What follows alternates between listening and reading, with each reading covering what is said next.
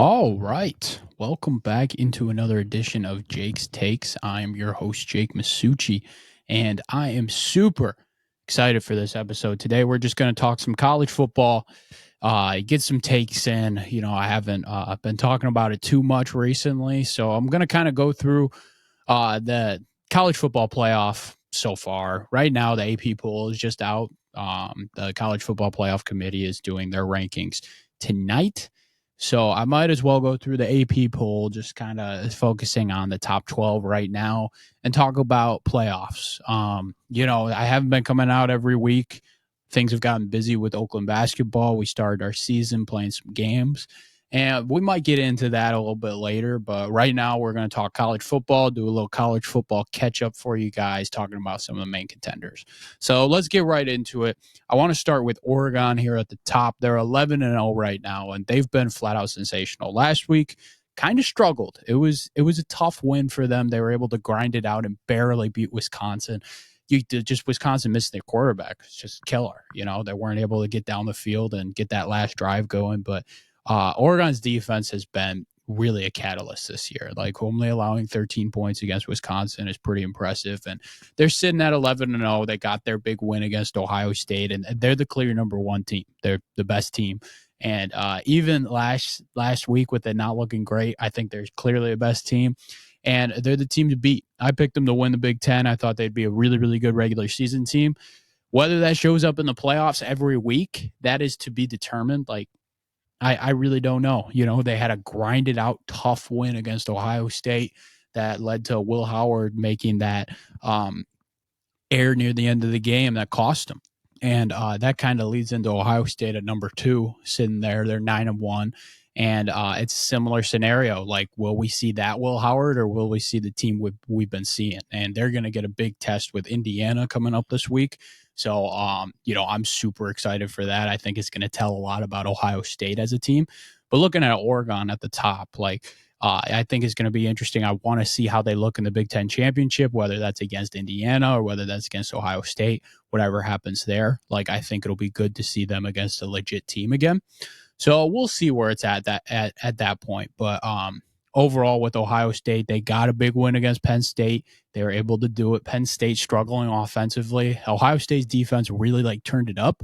But with Penn State, they haven't been able to win the big game, and that's been the struggle for them for a while. They're sitting at 9-1, 4 in the country. Big Ten's just got a lot of storylines here. They got 4 teams within the top 5 in the AP poll right now, which is crazy. I've never seen a conference have that. So the Big Ten really showing out at football this year.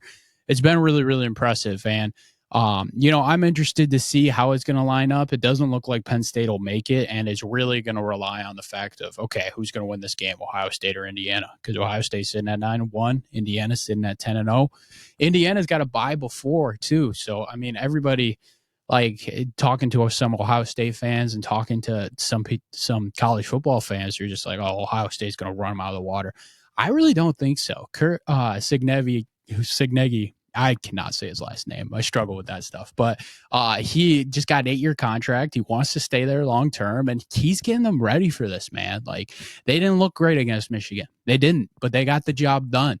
And Signetti has said in interviews, he's like, I'm on them the most when we're winning in a close game. Even if it's close, this is where you can take a lot of the film. And I feel like they're going to take a lot of the film and be ready for this Ohio State game.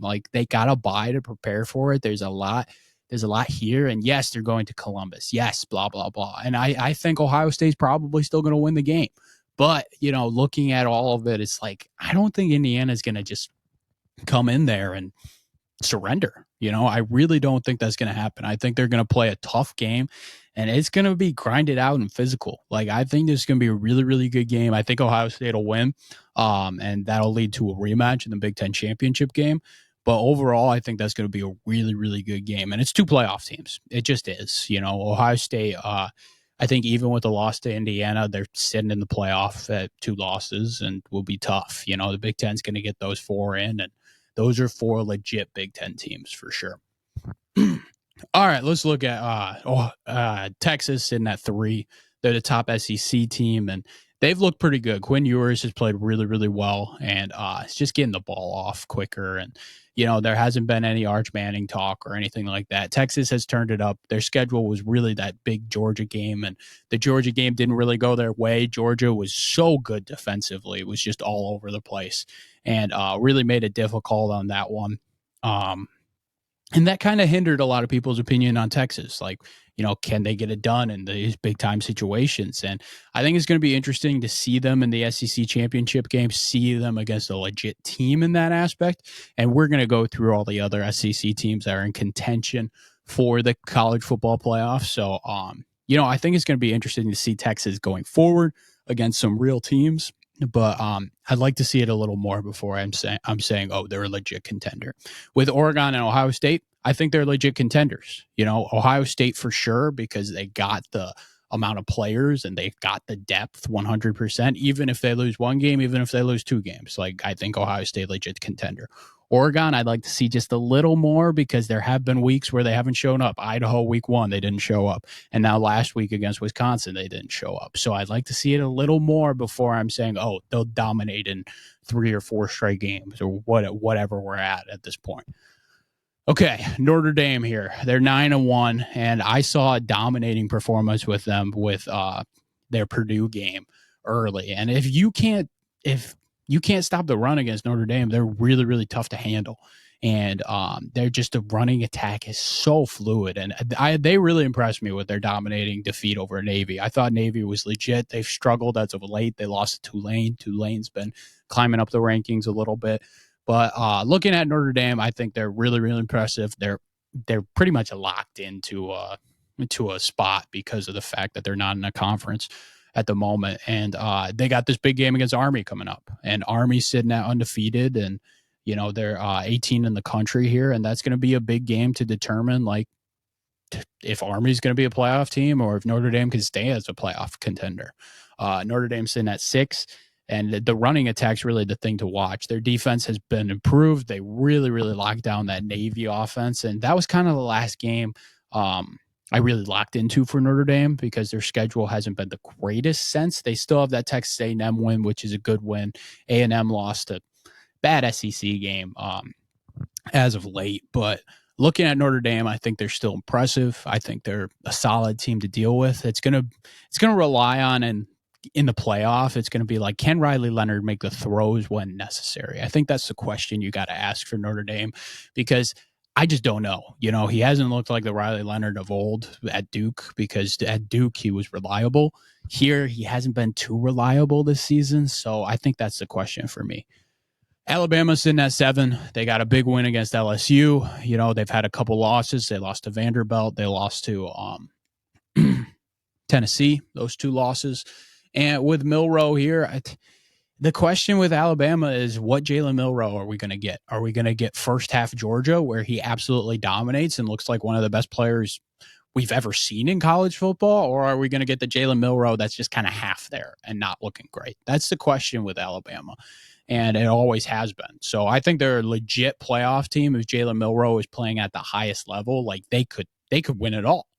They're flat out unbelievable.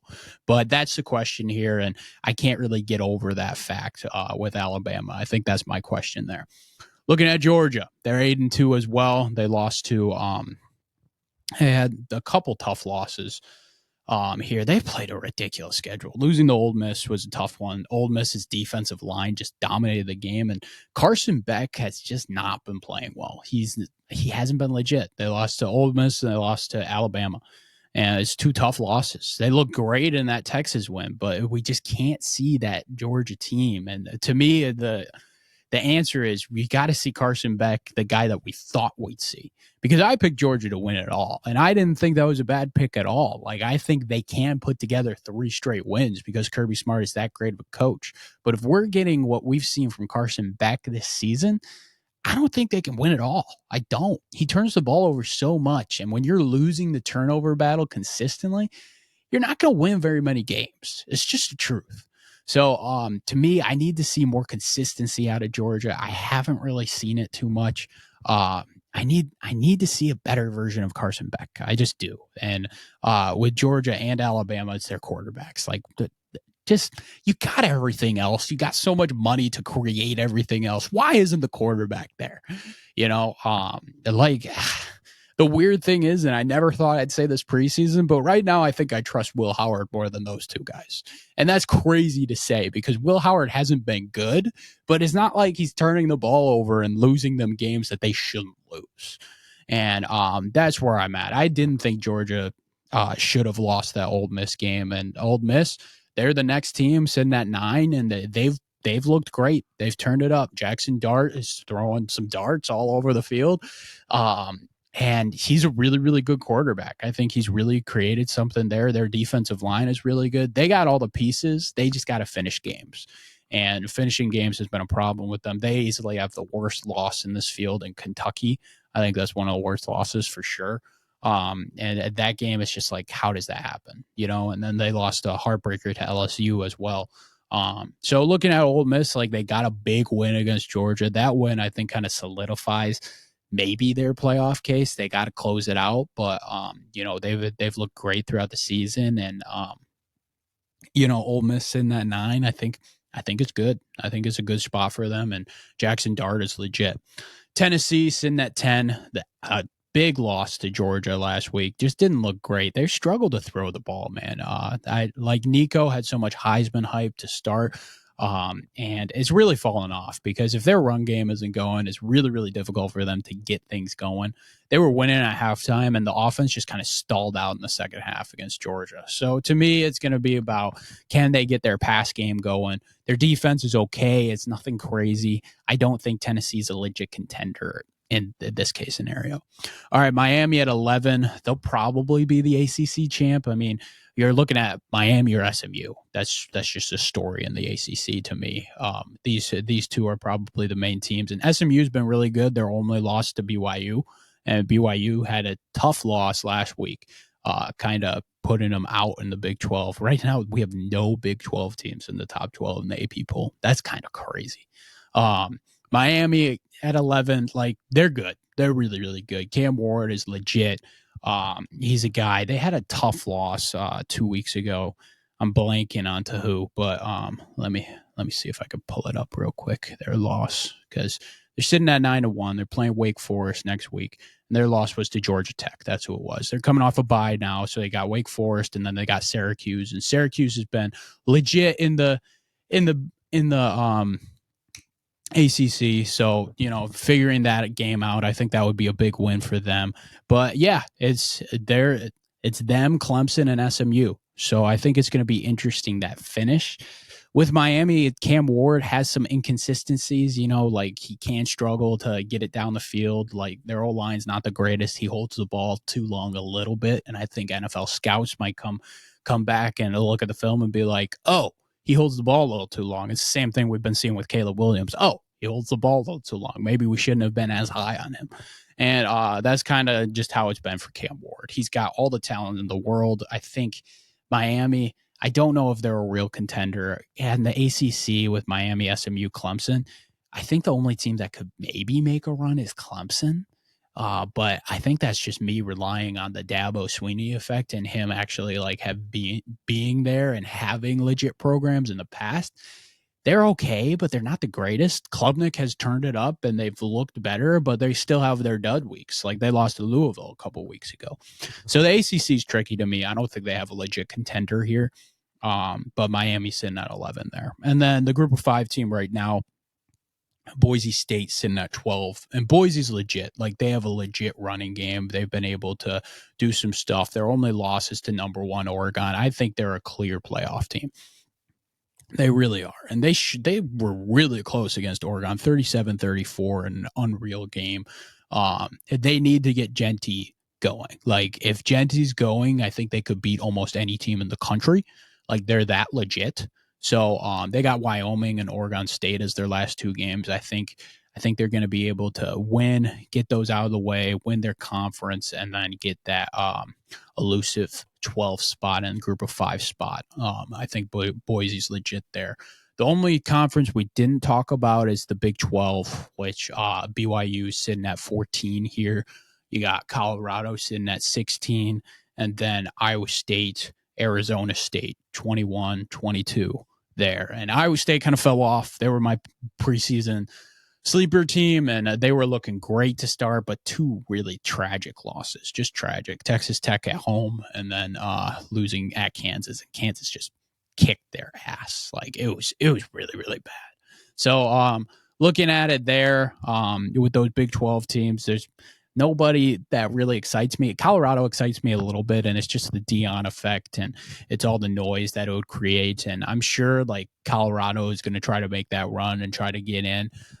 They're legit. They lost to Nebraska. They lost a couple games early, but they've been picking it up as of late.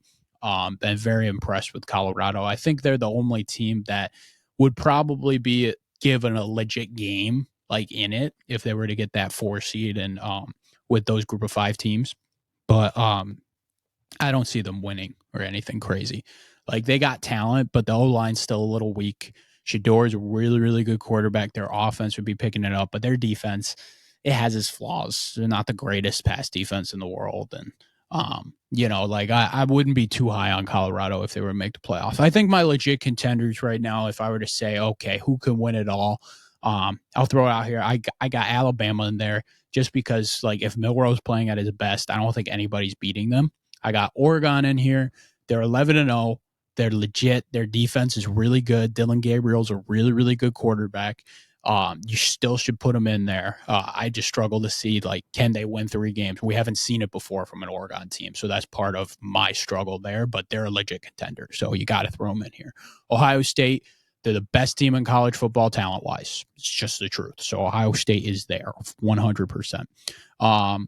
Looking at the rest, I mean, I think you throw Georgia in there just because they're Georgia and just because the talent. I don't think Carson Beck is good enough, but you throw Georgia in there. And then Indiana, so we'll see. They get to play Ohio State this week and prove that they're a legit contender. So we'll see on Indiana, but I'm super excited for that game coming up next Saturday. It's going to be a lot of fun. All right. Welcome back into the show. And we're going to keep going. We're going to get things going. I haven't been on for a little bit. I think we're going to switch the podcast to being a weekly podcast to bi-weekly, just to kind of give me more time to prepare for these and more time to kind of talk about it. So we're going to do 2 segments for this one. We did a college football catch-up, and then we're adding sports wheels. Okay, so in this segment of the show, I've created a wheel on my other computer here, and I'm going to go through the wheels. I got a couple teams on here, and I'll talk about each team. It'll be like a 10, 15-minute segment talking about some of the other sports, getting the other sports involved. I'm going to be finishing most of my podcast with a wheel of some sorts, talking about either different sports, different things going on in sports, whatever floats your boat. Okay, so we're going to be talking about this. I'm going to figure out how to spin this wheel and we'll get right going. So the first topic here is the Golden State Warriors. So let's talk about NBA here. The NBA season has been great so far. And, with the college basketball season, I've been traveling a lot. So last week I was in Illinois and Kansas. And before the Kansas game, we're on Chicago time. So I got to stay up late and watch the Golden State Warriors play. And they are so much fun to watch, like so much fun. Their ball movement is back, and they've been playing like 12 guys that have been outstanding. Buddy Hield has created a shooting for them, the off-ball magnet that's really created some great stuff for their offense. They're running all their split cuts that they normally do. Steph Curry has been unreal. He had that game against Klay Thompson where Klay Thompson came home, and Steph hit 12 straight points in the fourth quarter and dominated the game, hit the game-winning shot to seal it, and was just unreal throughout the whole game. And you could tell he was taking that seriously. Like Draymond said on his podcast that apparently they were talking before the game, Steph and Klay like accidentally didn't respond to Steph, and Steph got mad about it and kind of took it to heart like before the game. And you could say that's a BS story, but I don't really care. Anything to get these guys riled up and playing like that in a regular season game, to me, is great. It's just flat out great. And the NBA Cup's back, so you can tell like there's some games that like are legit and people are playing hard, which is really, really cool. And those are so much fun to watch. But Golden State's been unreal. Their ball movement, the way Steve Kerr has been able to create these guys and move them around, is just legit. They've started out 10-2, which is unreal. Like, if you're looking at the West and Eastern Conference standings, the Cavs are 15-0, which is ridiculous. We haven't seen an undefeated team in so long in the NBA. It was 2016 with Golden State, or 2016, 2017, one of the two when Golden State was legit, and they were 24-0 or whatever. But you would think it's 2016 because Golden State's sitting at 1 and Cleveland's sitting at 1, and you're like, whoa, what's going on, right? But Golden State, like, with a top 5 offense and a top 5 defense, with what I talked about in the NBA podcast with Matt and AJ, they had that then too. They still have that, and they've been legit. And the fact that they're defending that well, to me, says it's going to continue because Draymond's defending at a high level. Trace Jackson Davis gives them another versatile defender to help with that. Kuminga's been great. Golden State, to me, has been a great story in the NBA, them keeping it going. And it's great for me because I'm a big Steph guy, and being able to watch Steph in legit games that matter and him in his prime, especially after that Olympics, which was just unreal, the run that he had. Like, it's so much fun to watch. So I'm really happy that the Warriors are good again, and being able to see the stuff they're doing. I think it's really, really cool that they're this good so far. Okay, let's spin this wheel again and figure out what the next topic is. Let's go Illinois. Okay, so Illinois men's basketball. Again, I'm a manager for the Oakland basketball team. We traveled to Illinois. So talking about Illinois, the atmosphere was so cool. Like, they're in Champaign, like their gym, there's nothing around. Absolutely nothing. It's just, okay, we're focused on basketball, right? And their football team's legit. Like, they're ranked, they're doing stuff in football. Good for them. But they care about their basketball, right? Their basketball team, I think, really, really talented. They got Boswell as their point guard. He was at Arizona last year. He was one of my favorite players in college basketball last year. And then he transferred to Illinois, and I'm like, man, we're playing against him. Like, come on, and I love him because he defends the ball like crazy. He was putting a lot of pressure up against us. And, Illinois is legit. They started out 3-0 this season, and they're one of the most versatile offenses in the country. Like, they are. What Brad Underwood has said in his practices and in all that stuff is that he wants to be the best shooting team in the country. And they're putting up numbers where they're legit. Before our game, they're averaging 90 points and absolutely dominating. Like, they're a legit program that is to be reckoned with. And, like, looking at them, you got Boswell, you got Will Riley, who's an unbelievable freshman, really dynamic, can create his own shot off the dribble, and NBA prospects are drooling over him because they absolutely love his game and what he can create on that. And he comes off the bench and is just an elite scorer. And then looking at other guys, they got 2 overseas guys, Evich, which is their big guy. He's really, really good shooter, can create on the pick and pop. And then he killed us in the short roll. He was getting it on the high post and hitting these little floaters that were really killer for our game. And then John Konovich or something like that is the other guard's name, but he's also from overseas and a legit passer, very good shooter, can create some things. And then Ben, I'm not going to say his last name right, but he's their forward. He was at Evansville last year, one of the best mid-major transfers to come out. Went to Illinois, is a legit shooter, 45%. And, like, looking at this team, like, they got pieces that are really, really good. And one of their starters last year, Ty Rogers, they just decided to redshirt him because they didn't need him this year. Which is crazy to me. So Illinois, I think, is a legit program, and being able to see them in person was really cool. And we played really, really well in this game. We defended our butts off. They average 90 points per game. Like I was saying, they only scored 66 against us. And we didn't shoot the ball well, so we still ended up losing by like 10 points. But I'm very happy with what Oakland showed in that game. And, Illinois, I think, is a legit team to be worried about in the Big Ten. I think they're one of those contenders where it's like, man. And Asher and I talked about it in our podcast where we were like, in the Big Ten at the top, like, somebody can sneak in there. You got like Purdue, you got Indiana, and I think somebody can sneak in there. So I think Illinois is legit, and they looked pretty good when we played them. All right, we'll spin in that wheel. Kansas. Okay, so we'll go through my whole trip then. Right after Champaign, we bust down to Kansas, Lawrence, Kansas, and gosh, that place is so cool. So cool. There's so much history there. With all the Naismith stuff, the Hall of Fame over there. Like there was some really really cool stuff at Kansas. Everybody says it's like one of the, if you're a college basketball fan, you have to go to Kansas, and it's just the truth. Like Fog Allen is one of the coolest places I've ever been in. There's just so much history involved, and it's one of the best atmospheres too. Like their student section is legit. Like people were lining up right as we were busting to the game, and like it was legit. They're so good. They were number one in the country when we're playing them. And gosh, like looking at their team, it's just unreal. They run in transition every single time. DeJuan Harris is really a pesky guard. He's kind of similar to Boswell, where he's a pesky guard and he can create like off the bounce. He's really good with his floaters. He's a great passer. He did right, if you fall asleep, he's driving right past you.